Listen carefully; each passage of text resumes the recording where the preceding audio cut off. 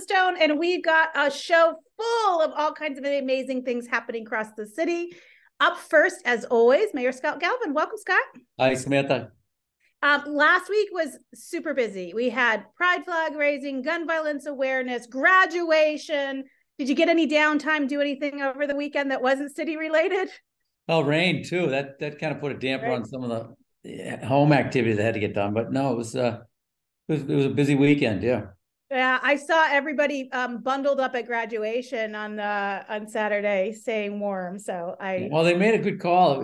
Friday was Ellen made the call. It was bad. She was the one who made the call to right, Ellen.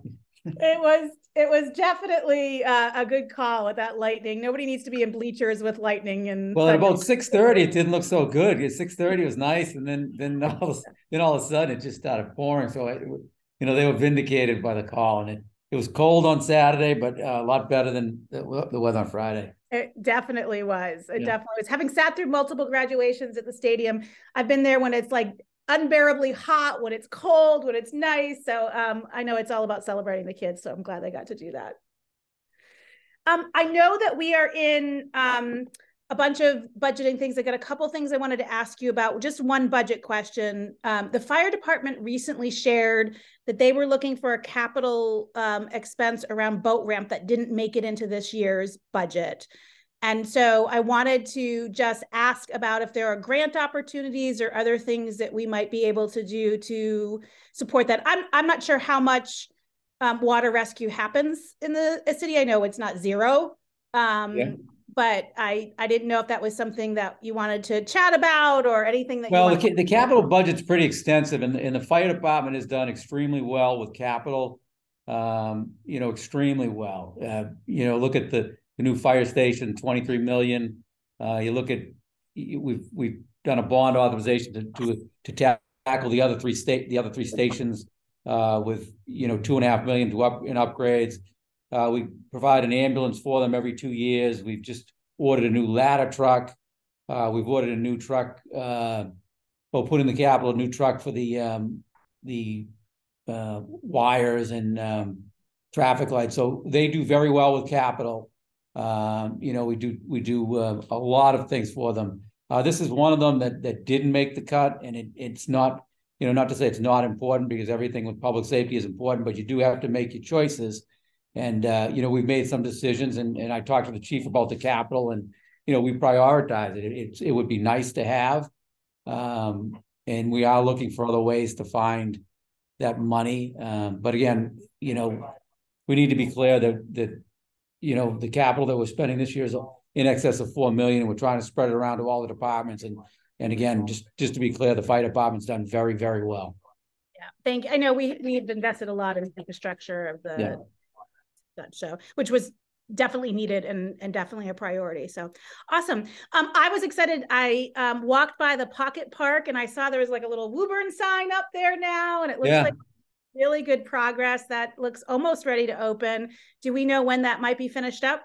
They're putting the finishing touches on it, but again, that's an in-house project, and the DPW have done a really good job doing that in-house. It's some good talented workers down there, and it'll be nice. We thank Rich Haggerty in the state legislature for giving us that earmark. He put about $125,000, which has really made that project doable. So again, just want to make sure we thank Rich and the DPW, and it's coming along, and it's going to be a continuing work in progress. Just like you've seen the Pocket Park at the Brickyard, how that's come along, and it's really flourished, and it's made a big difference, I think, downtown. So hopefully this will help the business down the other end of the city as well.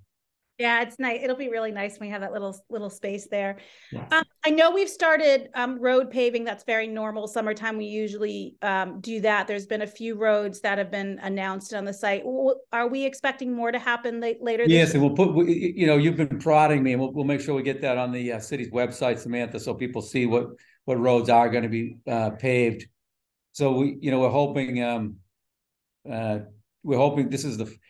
we're finishing up right now what we didn't get to last year. There's 4 streets that we're finishing. The next batch will be hopefully we'll be getting to those towards the beginning of August, and if we have additional funding, we'll try to do some more in late September. But we definitely will put the streets on the city's website that are scheduled to be paved in the next round, which again will start in the middle of August. Awesome. And I noticed, I know we talked about this in the past. We did a request for bid for Plimpton School demolition. I don't know if the date has passed where those bids have come in or not. Or no, it hasn't passed, and we had to put in an additional 300,000, which we did. We had originally put in like 600, and in the process we determined we needed more money for it because of some of the asbestos and some of the materials inside that we need to make sure the neighborhood's not exposed to some of that. So that's the additional money's in there, and we're just waiting for the council. Not waiting, but the appropriation is getting a first read tonight. Awesome. Well, tomorrow night, actually. Yeah. Tomorrow night. Thank you for the update. I appreciate it. Anything else that you wanted to cover off before we jump to some other things? No, other than we will, one of the big items again in the capital plan is PFAS. So that's still something that's with us. Our results have been, very moderate, over the past 6 months or so. We've been well, down in the low 10, 11, 12 range in that area. But we still have the issue, and it's going to be a major capital expenditure. So we'll be putting in a bond authorization next Monday. That'll be at the city council's final hearing for the budget, but we're going to put in a first reading for that. Then we'll do a presentation and hope to get the authorization approved by June 22nd, and then that'll ensure we get our funding with SRF. That's the no interest loan for the project, which will be much needed for this project, which we think is going to be in the area between $18 to $22 million. Yeah, that is a big one, an important bit of big one, and one that we know will take some time. So appreciate the update on that. Thanks, Scott. Yeah, thanks, Samantha, and we'll catch up with you next week after the budget hearing. I can't wait to hear all about that. I love it. Megan, thanks for joining us from the library. Glad to have you on. Thank you for having me on. So I know there's like all the things happening at the library, so many things happening, but today I want to talk about the summer reading program and what's happening in the children's room. It's that time of year. Tell us about the program, and I think there's a kickoff party coming, right? I'm looking at my dates, June 25th. Do I have that right? June 24th, Saturday.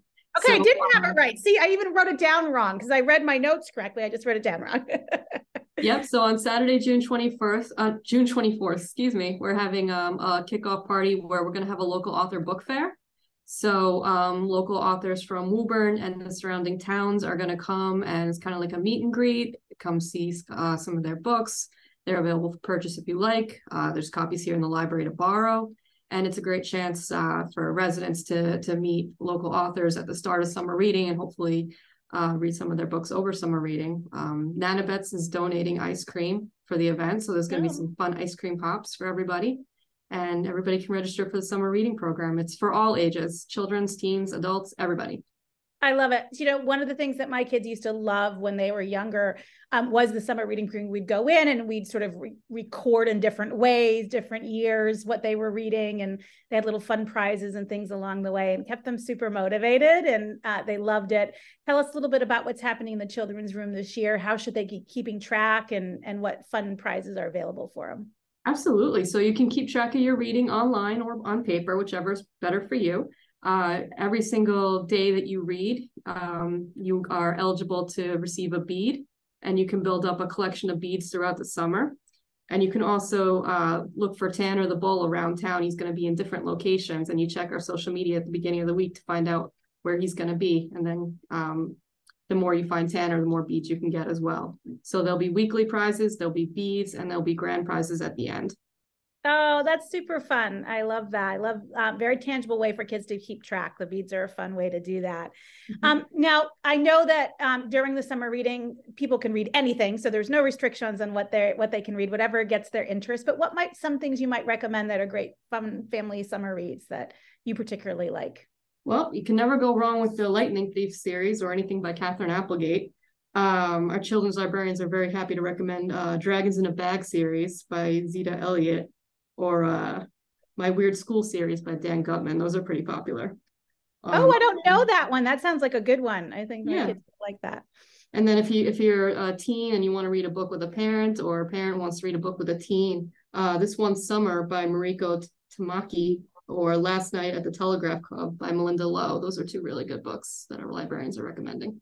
Awesome. Thanks for the recommendations. I think that's so fun.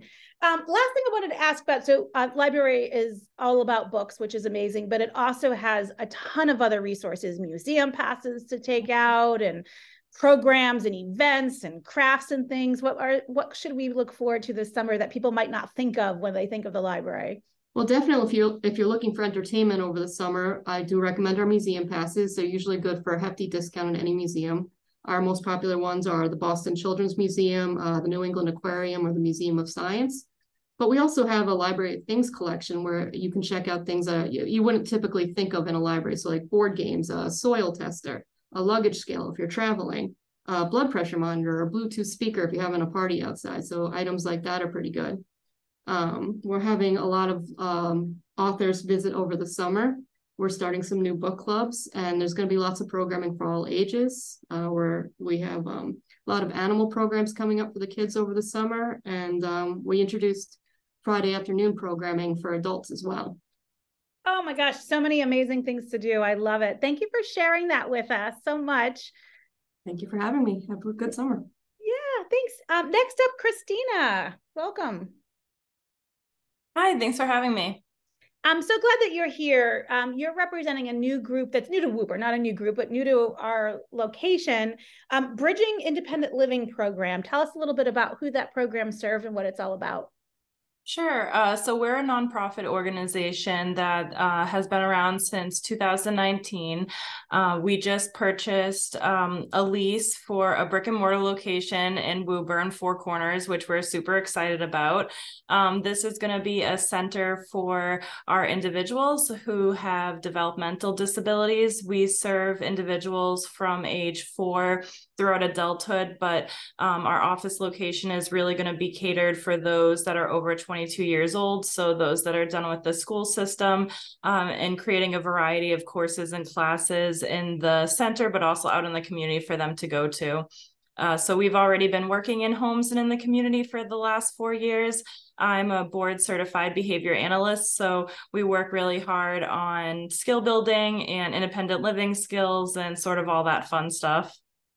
That sounds like a really amazing program. I'm so grateful that you'll be in our neighborhood and able to serve. Now, I know you were looking for some things to help. I don't know if it was for the office space or for donating to some of the folks who participate in your program. Tell us a little bit about the things that might be helpful for you.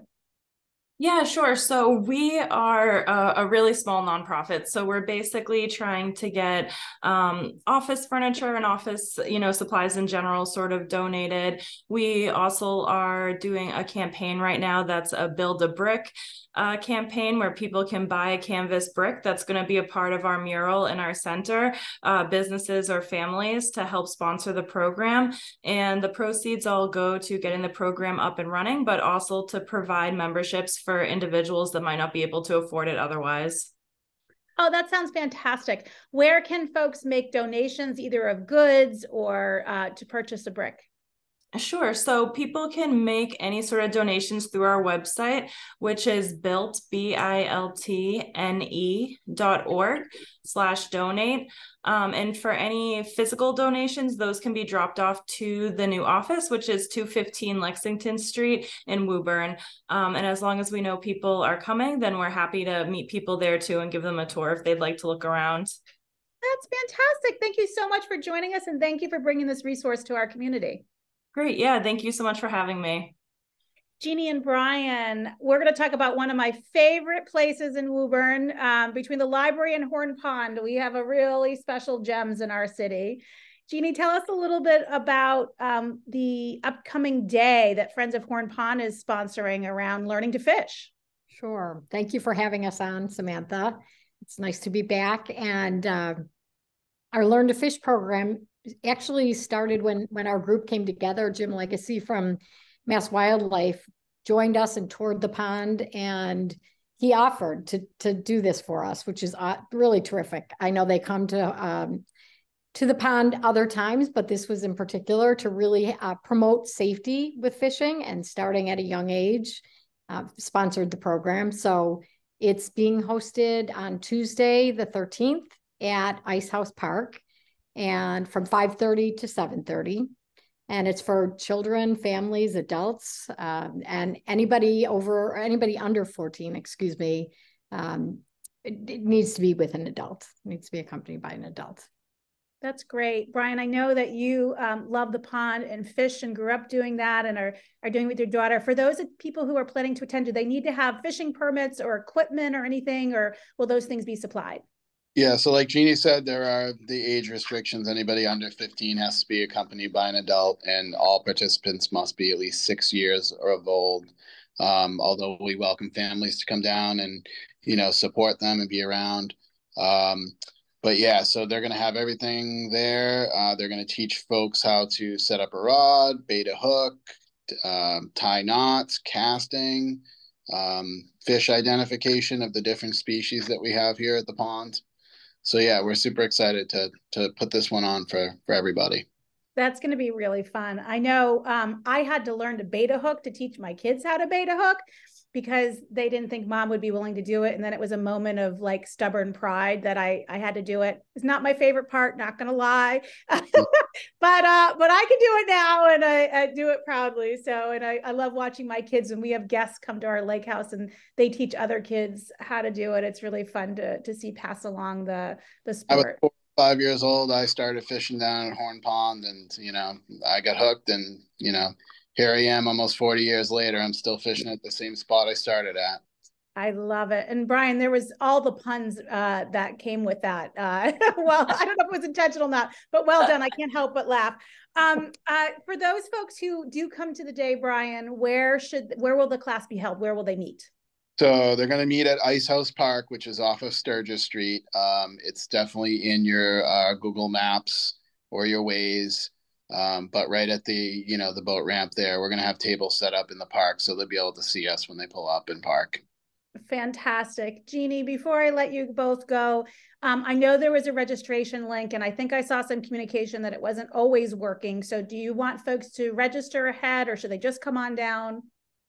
So right now, they're more than welcome to just come to the site. We'll be at tables, like Brian said. We'll help people sign up and register. And then the only other thing there's been questions about was, do people need a fishing license? And for this program, they don't. Mass Wildlife has it covered for all their events, so there's no fishing license required. So no reason not to come. I love it. And hey, this might inspire them to learn and want to grab a fishing permit. So that's fantastic. If it rains, and I'm sure a little rain has never deterred too much of a fisher person, but if it's heavily raining or a bad storm out, where will people go for an update to make sure the event is still happening day of?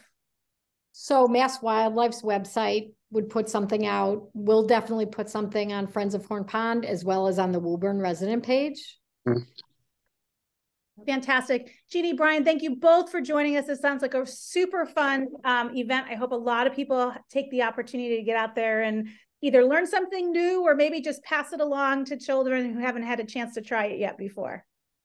Awesome. Thanks for having us, Samantha. Thank you. Thanks. Next up, Ellen Crowley, welcome. Hi, Sam. Nice to see you. You're looking beautiful. Good to see you. Oh, you're very sweet. I decided that I wasn't wearing a wig today. It was sticky and uncomfortable. So you all are going to get the real Samantha more than not. But I'm really glad that you're here. Graduation was, I know, cold and fabulous and wonderful and uncomfortable and all the things that come along with sitting out for so long. But tell us a little bit about your favorite part. You've attended lots of graduations. What's your favorite part of the ceremonies? I love the student speeches. I love they're always funny, and they're always like, sometimes when the adults speak, no offense, Mayor, it's like, it's the same thing, but the students really bring some pizzazz, and I love it. And the Friday night graduation thing, I want to send a shout out to my dad because he thinks he's responsible for it, because he advocated for it for 40 years. And it finally happened. So and it finally happened. So thanks, Dad. I think it was it. Omar, but I'm going to give a shout out to Joe Crowley. But hey, sometimes we just have to take credit for things, right? That's right. Like, when we're ahead of the curve, he was ahead of the curve. And this will make him laugh. Thinking about it. That's awesome. I love it. Well, it has been a really busy year, as it always is, and there's been a lot of priorities and a lot of challenges.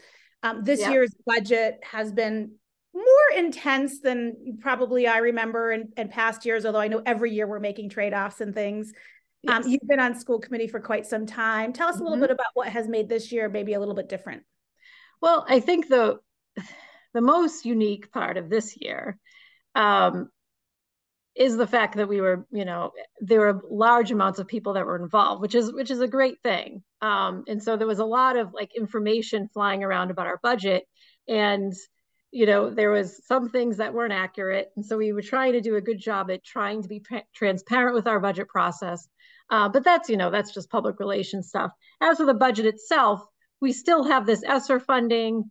And this budget was a large increase. We were able to build in-district programs, provide reading specialists, provide ML interventionists. And so if you look at the district as a whole, we were able to address the learning gaps still from COVID, the mental health issues that children are still facing. And, I just want to point out that we did get a BCBA, and you just had a previous guest here talking about her role in the community. And these are super essential positions. And now the district will have additional BCBA support. And what those positions do is provide that in-classroom behavior support. So there's therapeutic support, which is the more counseling, but then there's behavioral support, which is the BCBAs. So despite it being a very difficult budget process, we still were able to meet the needs of the Woburn Public School students. So I feel, I have mixed feelings. I do not like cuts. That's like the worst thing. It keeps you up at night. It's the one thing on school committee, maybe the second thing on school committee you never want to see happen. But, at the end of the day, the common good, right? As a leader, you have to serve the common good. And this budget does that. Thank you for asking.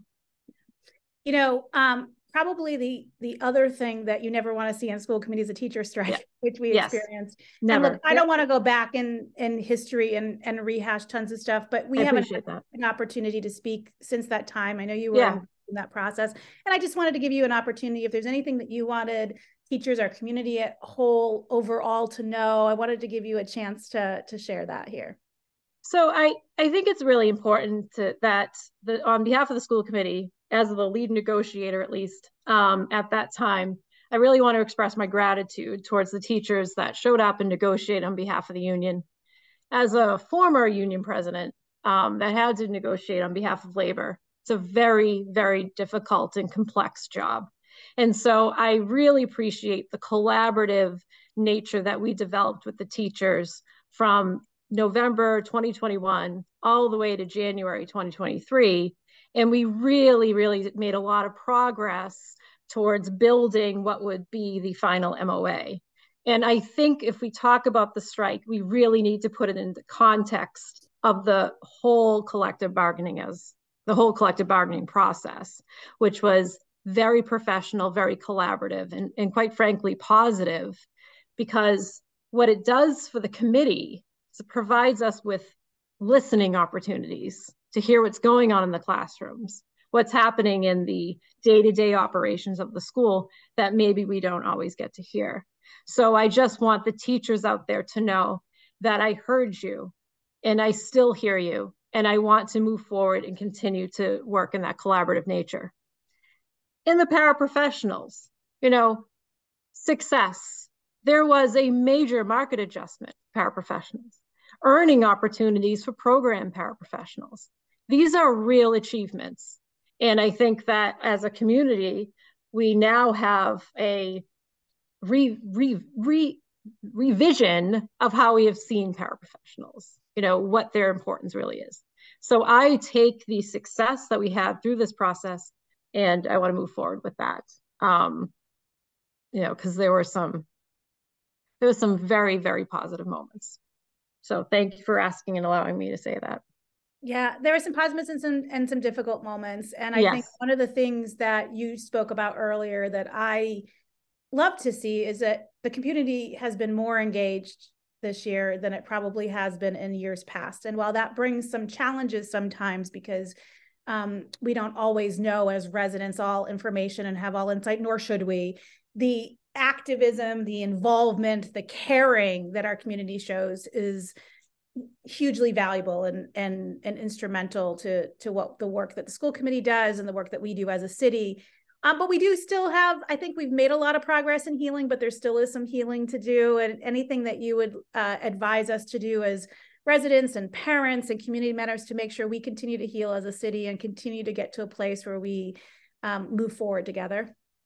Well, I've thought about this for quite some time. And I think what a strike does in Woburn and also in other communities is that it thwarts that conversation, the one that we were having every other week with the teachers for 26 meetings. And I think what we need to do instinctually is have those conversations. And I'm not suggesting any school committee policy immediately right now, but I do think the administration invited the teachers to sort of meet and debrief. And I think it's really important to do that when everyone's ready, because I know that people are still processing what happened. And that we need to give each other space, but then we need to open up our hearts again and heal this community. And all the parents that are out there, supporting teachers, that's a very good thing. Continue to do that. Have their backs, right? And, I think that's the key. But it's difficult for me to I'm not an expert in this, but instinctually, I think it's conversation, right? Well, I think that's the good news about the process that we're going through right now is we're having open conversations and people are having an opportunity to share their point of view and what they care about. You've been a long time member of the school committee. You've served for a long time. This has been a hard year, I'm sure for you personally, but for all members of the school committee. I hope it doesn't deter you to continue to serve us, but I have to ask if you are running for school committee or any other position in the city in this next upcoming election cycle. So I have what they call pulled papers from City Hall to run for school committee. I haven't made my final decision yet. I am talking with my family, and I want to serve the community, and I've been honored to do the things that I've done on the school committee. And I love this city. I think everyone knows that. But I'm still trying to process through exactly what my next steps are. And I'm keeping an open mind. But, whatever I do, I will always have the best interests of children in Woburn in mind. And, take the talents that I've developed in this space to whatever I do next. So I will be making my decision very soon. Great. Well, we're always here to talk about it when you do. And Thank you. I'm so grateful that you joined us today. Thank you for catching up. It's long overdue. And I'm glad you were able to join us today. And Woburn, as always, please continue to take good care of each other.